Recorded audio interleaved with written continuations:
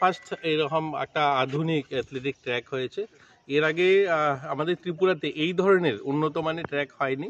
এটা মাননীয় মুখ্যমন্ত্রীর কথা ছিল 29 তারিখে উদ্বোধন করবেন। কোনো একটা কারণে তিনি হয়তো দিল্লি যেতে পারেন, তার জন্য এটা পরবর্তী যে তারিখ সেটা 2 তারিখে সম্ভবত এটার উদ্বোধন হবে। এটা প্রথমবারের মতো আমাদের ত্রিপুরাতে এত উন্নত মানের ট্র্যাক হয়েছে।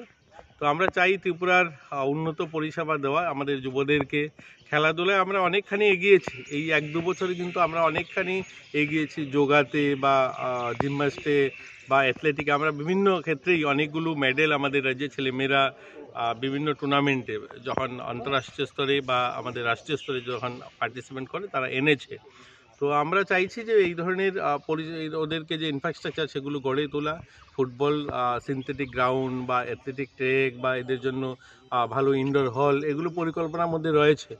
তো আমরা আশাবাদী এই মাঠ দিয়ে আমরা অনেক ছেলেমেয়েদেরকে এখানে প্রশিক্ষিত করতে পারবো। এখানে কোচরা রয়েছে, আমাদের এটা রিজনাল স্পোর্টস কলেজ, এটাকেও আরও উন্নত করতে হবে, তার জন্য আমাদের পরিকল্পনা রয়েছে।